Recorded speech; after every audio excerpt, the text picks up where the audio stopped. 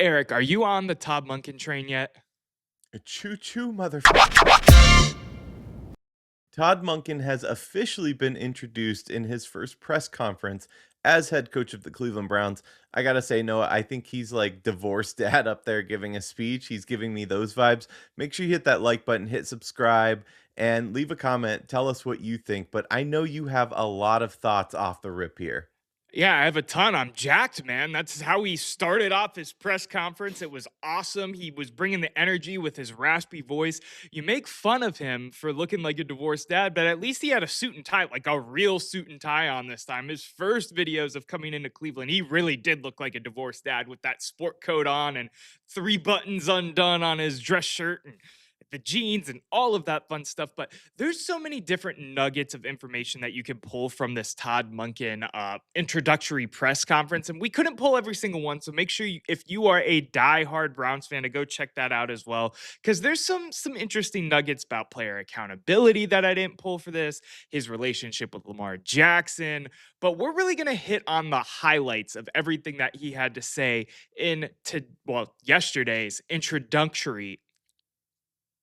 yesterday's introductory press conference for the Cleveland Browns. And let's start with something that I thought was really, really touching.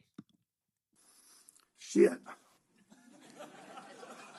Told myself I wasn't going to cry, for God's sakes. I want to thank my mom and dad, no longer with us, my brothers, Tony and Ted.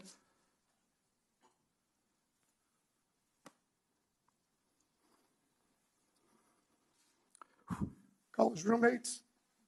Drove up here to be here today. I just love that. It was such a human moment, something that I don't think we've seen at the podium for so damn long for our Cleveland Browns. He showed a lot of emotion on his sleeve, and we were told that's what it was going to be with Todd Monken when he came in here. Yeah, I love this because he's a guy that clearly wants to be in brown and orange right now. Like that's exactly what we want. This is a guy that's living for this opportunity. A small part of me, the jaded part of my soul thought, man, in a year, in 2 years, in 6 years, we're gonna be saying, remember when Todd Monken was crying at his press conference? Look where we're at now. But that's just the Cleveland Browns fan in me because I've seen this story before. But, his emotion, it surprised me a little bit, I'm not gonna lie. I didn't think he'd go up there and cry, but I like it. I like that he's showing emotion. Well, that's Better than the 15. robot of Kevin. Right. That's 59 years of hard work, dedication towards your own life to finally achieve your main goal, the thing you've been chasing for so damn long. I mean, I love to see it. It makes me feel motivated as a person. But to me, I also want to point out, because you bring up Kevin, and there were a lot of comparisons between Todd Monken and Kevin in terms of their personality. He was basically a more grumpy Kevin Stefanski, was a narrative that was floating around the Cleveland media waves. And I just have seen none of that out of this guy. He gives me old school football coach. He gives me run through a brick wall. He gives me someone I'd like to play for, even if he chewed my ass out for missing a block. And trust me, I missed plenty of those throughout my football career. Yeah, and I don't know. I've never played for Kevin Stefanski, but my take on him, just how he interacts in media, how he is on the sideline, he very much seems like a guy that is a take it in and then react kind of guy. He's a let me think about that for a second kind of guy. I've got to do better. Like Todd Monken seems the exact opposite. So I'm not sure where the comparisons between the two are coming from, frankly. Yeah, no, I didn't get that at all. And everything that I've seen from Todd Monken continues to double down the fact that he was the type of coach that I think me and you were talking about in terms of characteristics when we first got into this head coaching search, whether it be some of the experience, the personality, all of it. It just continues to rub me the right way. And that's a really weird way to put it. But Mudkin, if you haven't seen it already, there's a clip out there that you can find of him talking about some weird stuff. It's a great meme. Go find it yourself. But I want to get into our next part, which is the question that I think me and you had that was the biggest in our last episode. And that is, who is going to call the plays? Let me roll that clip. Todd, I got two quick ones for you. Are you going to call the plays? Yes. Simple as that. Unequivocally. At the risk of sounding like a hypocrite, I like this.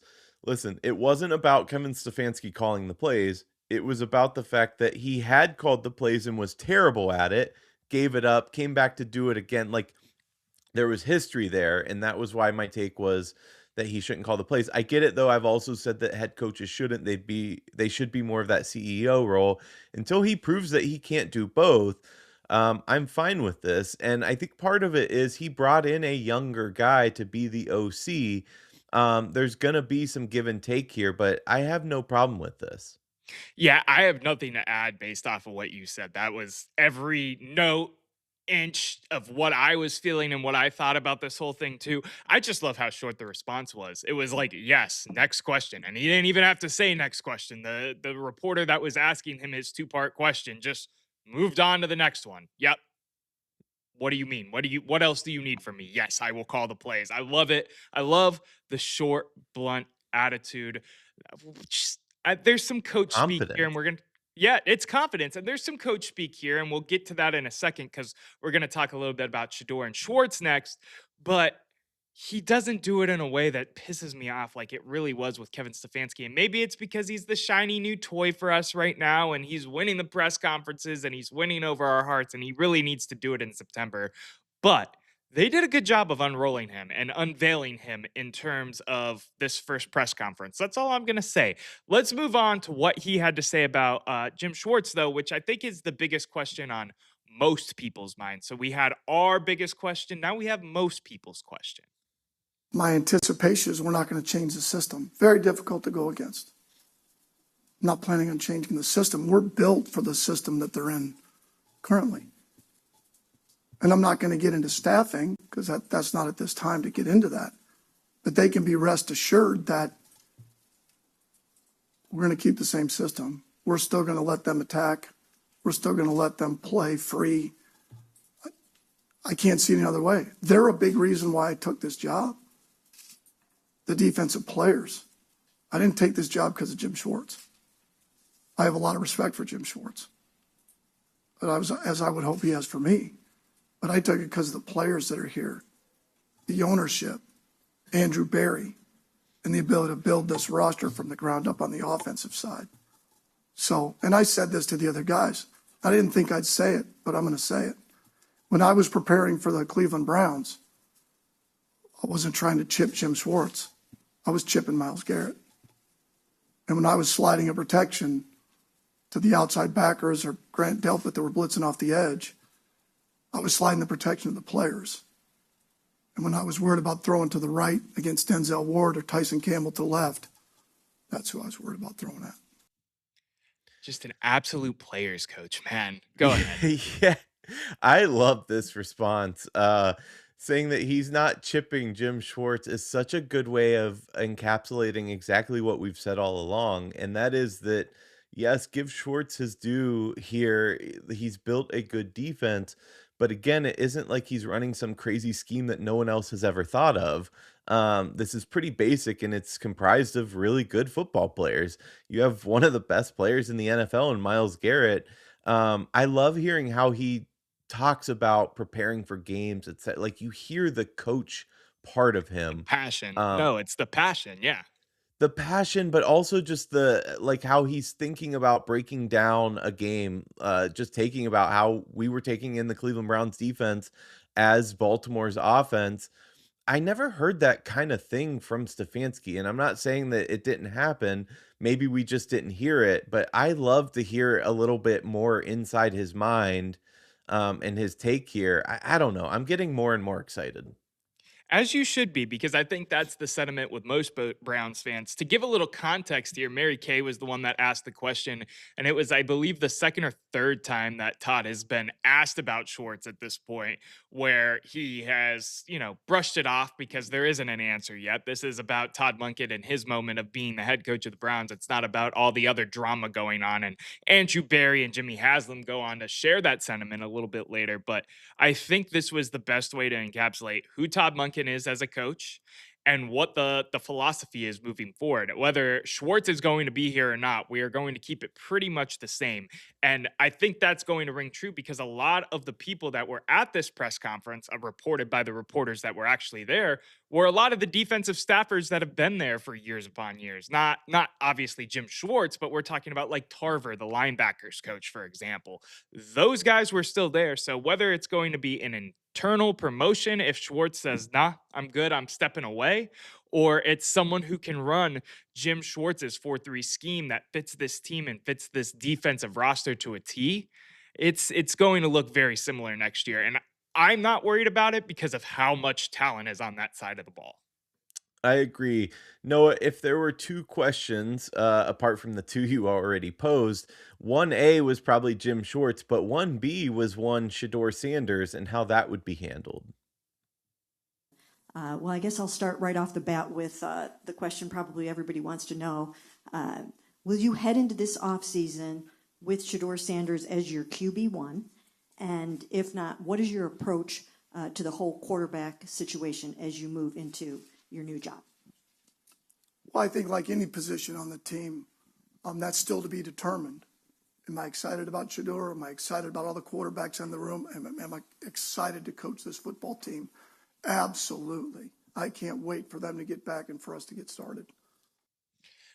I feel like maybe the room had PTSD just a little bit there because that was the first question he answered, and that was probably the closest to a Kevin Stefanski answer I think we got the entire press conference. Because Well, I other mean, than, go ahead. what do you expect? You're not going to commit to QB1. That is Pro Bowler Shador Sanders, by the way. But you're not going to commit to QB1. Like, the dude hasn't even had him into a practice yet. Like, that was the answer you're supposed to give. But make no mistake, I think the video of him yupping it up with Shador earlier and, hey, like, we tried to draft you. I think he likes Shador Sanders. I don't think he's trying to say, well, it could be Dylan Gabriel. Don't read that between the lines because that's not the case. I think he's echoing sentiment from Andrew Berry and ownership that we are not done potentially looking at quarterback and evaluating what we're doing there and potentially bringing in somebody like an Anthony Richardson, like it or not, probably fits the mold of a Todd Monken offense pretty well. So my point is, though, like that's the answer he has to give. It doesn't mean he's not excited to coach Shador. No, and I think that's exactly it too. I jest a little bit because it was a lot of coach speak after he went through this whole emotional thing where he's crying to the reporters and he's talking about how jacked he is. And they ask him his first question and he dances around it just like Kevin Stefanski does. And that's, again, 100% what he should do because there's no reason to double down on any starter yet, other than like Miles Garrett, of course, because of the fact that they haven't been in practice. We're talking about young players that are going in a new system, specifically on offense. There's a lot of things that could change, shift, and whatnot. And while I do think this situation bodes well for Shador Sanders, that doesn't mean that it's going to right away. And there's no reason on day one, Todd Monken should go up there and be like, yep, that's my guy. He's our starter. When there's a lot of offseason to be played out still, and a lot of things that could happen, whether it be an acquisition, like you said, with Anthony Richardson, or.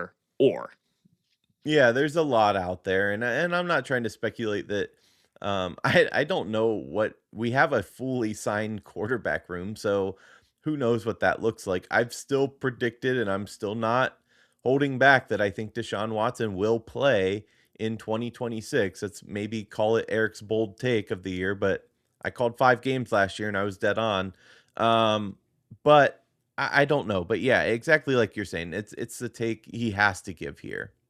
It is indeed. So we went through all of that. Munkid gave a lot of good insight into what he was thinking, basically on day one. We're coming in at ground zero for what we have going on with Todd Monken as our head coach. But as soon as he stepped off of the podium, they paused the live stream. They took a picture. You could go find that picture on the internet if you so well please. But Jimmy Haslam and Andrew Berry had a little press conference after the fact too. And both of their clips kind of go hand in hand. We're going to react to them both separately, but I just put them in order of Jimmy first, then Andrew Berry, because that's how they went about this press conference. So, Eric, I'm going to roll the clip. I want to hear what you have to say when we come out of it.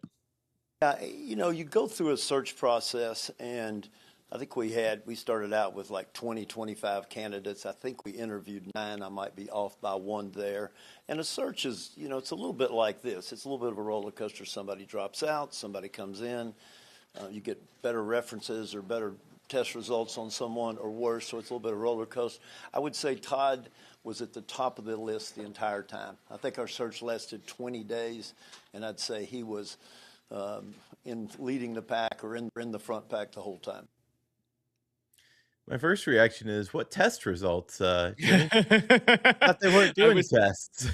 I was wondering if you were going to catch that one. That one was hilarious to me as well. Continue. Yeah, I mean, listen, I think there was a spotlight on this coaching search, and I think that we were also comparing ourselves to a lot of NFL teams that had open positions, maybe unfairly so. You and I came on and ripped apart this organization because it seemed like we were doing everything ass backwards compared to the rest of the league.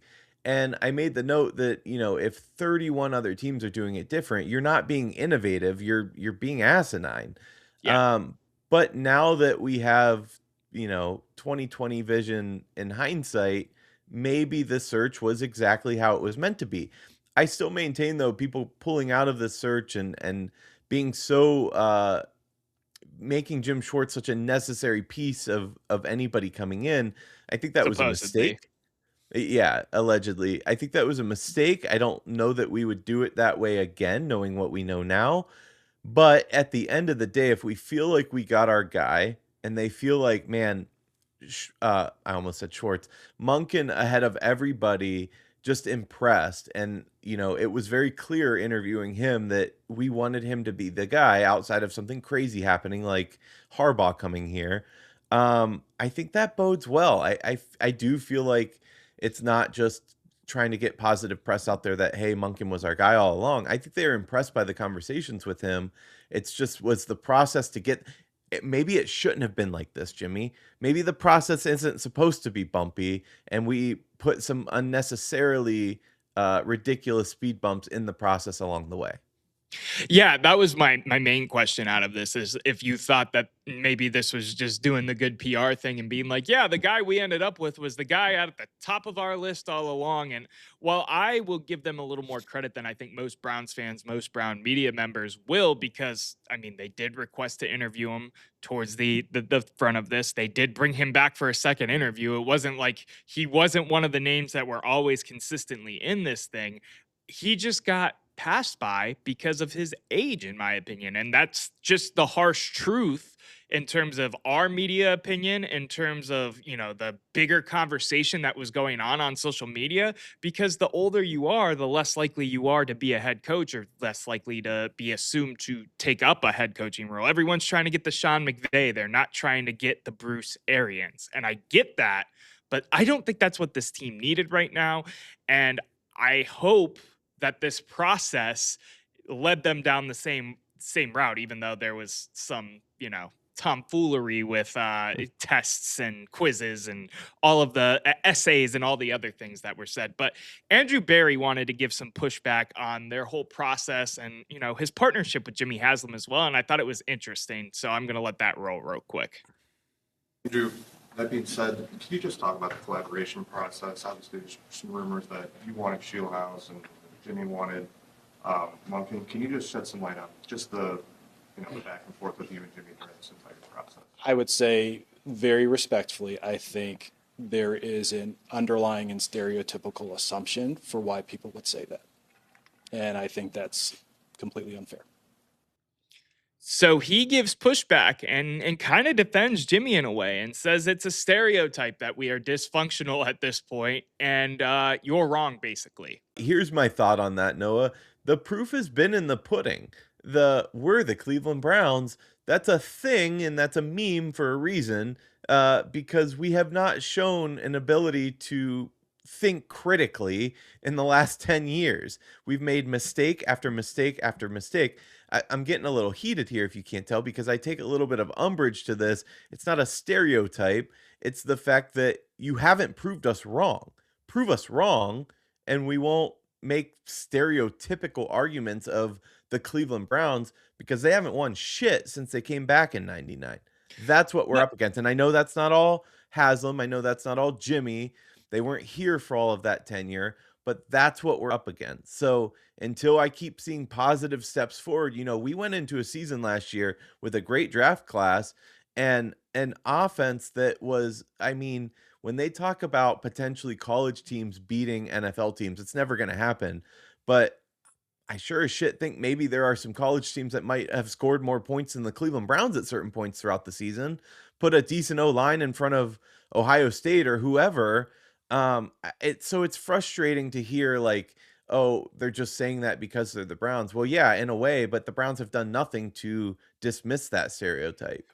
you don't remember that time frame from 2020 to say like 2022, even 2023, um, where we win the playoff game with Baker at quarterback, and at first we weren't looked at as the laughing stock because the Deshaun Watson trade, because so many people were in on there. Like, you don't remember that whole era where all of those "and we're the Cleveland Browns" stuff like went away, and that I all have has to do with the brain trust of Andrew Berry and Jimmy Haslam that's going on Andrew right now. Berry did not put that roster together that won a playoff game, first of all. You bring that up all the time, so that's a complete moot I'm argument. playing devil's advocate a Second little of bit all, you here. are, but that's your own point, so let's move on from that one. Second of all, though, um, what happened after that? I think you're misremembering too. Deshaun Watson coming in here, it wasn't all flowers. Like half the fan base said, I think I might root for somebody else at this point because a sexual assault guy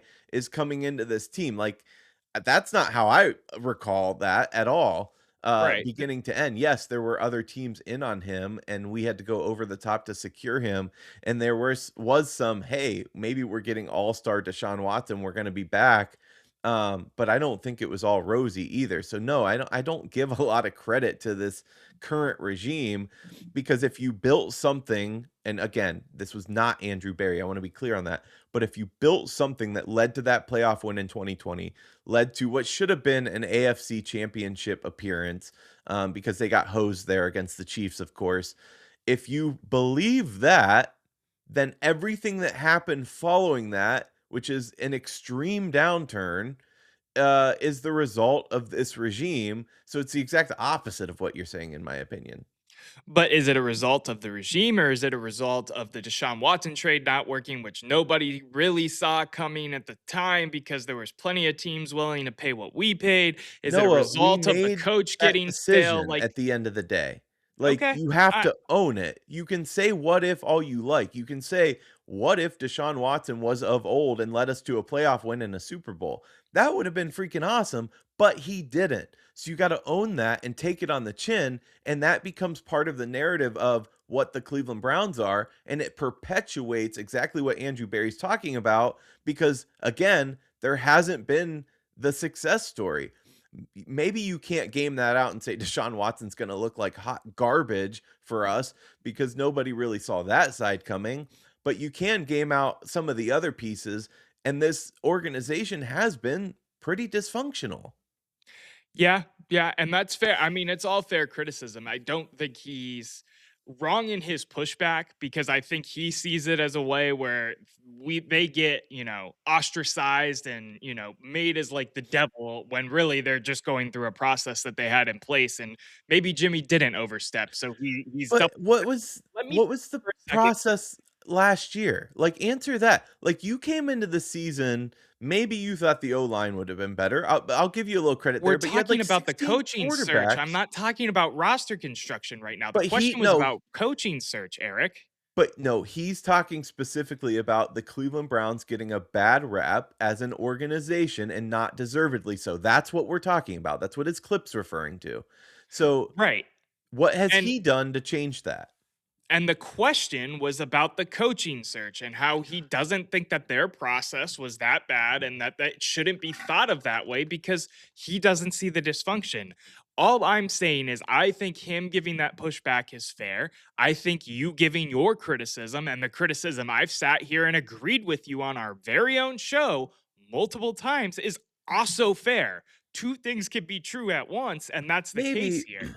but you're buying into Barry's bullshit, and that can be a new segment. I think that we push this next year, Barry's bullshit. Um, but you're buying into it a little bit because essentially he's saying, "No, I think I've done a good job." Like, we Well, can be critical on the job that he's done, Well, and Eric, we did a deservedly whole so. 40-minute breakdown and we said, yeah, we think he's actually done a lot better job than we've given him credit for. That was the conclusion you and I both had, and I can We pull the said he clip had for a that good one. draft class last We year. said he's had multiple good draft classes with that capital that he had. He's had multiple good Alright, we UDFAs. don't His need to 3.8. rehash. Go watch that show Okay. if you wanna watch it. We break down Andrew Berry in general and whether or not he should have been out. But listen, you've gotta it's time to prove it. Like, prove it or Oh, shut up. 100% there So, too. I 100%. And same thing for Jimmy, even though we can't force him out as owner or anything like that. But it's time to prove it. It's time to put together more of an offensive roster and to put it all in a nice bow, as I like to say when we get towards the ends of these episodes, to put it all in a nice bow, that's what you did when you brought in Todd Monken. That's what you're hoping they do in terms of roster construction and bringing in players moving forward. And that's what we hope they do to beat the stereotype that Andrew Berry got very feisty about in that final clip that then turned into Eric and I getting feisty with each other, which who doesn't love a just little bit of that? all I ask is prove us wrong then, Andrew. Like, if we know that we have 0 O-line and we know that we have 0 wide receivers, prove us wrong and change that because so far you've been about 0 for 0 at wideout. So let's fix that first and foremost. But if this offense gets drastically better, then I'll say, okay, great job. I'll give credit where it's due. There's no I, credit right now, not yet. I'll give you pushback again just to wrap up the video, but he did trade for Amari Cooper and Jerry Judy on very easy, team friendly trades to bring both of those receivers in. So to say he went 0 for 0 on wide receiver is absurd and What past has you in that that done? video. Okay, to Eric, come on, man. You're just Amari pulling Cooper's everything to gone, and Jerry Judy catches balls with his chest. I'm sorry, he misses balls with his he's chest. still the best receiver on the team right now, and Amari Cooper had his best years in orange and brown. It's Why like don't saying you Deshaun Watson's the best quarterback on the team. That's Oh, come on, not man. You're praise. just pulling the straw mans to end the episode now, He's but not go a ahead. straw man because I think I would say one of our tight ends would be the best receiver on the team. Fair enough. Fair enough. Give Fannin some love where it's due. On that note, the debate never ends, but the show does for now. We'll see you next time.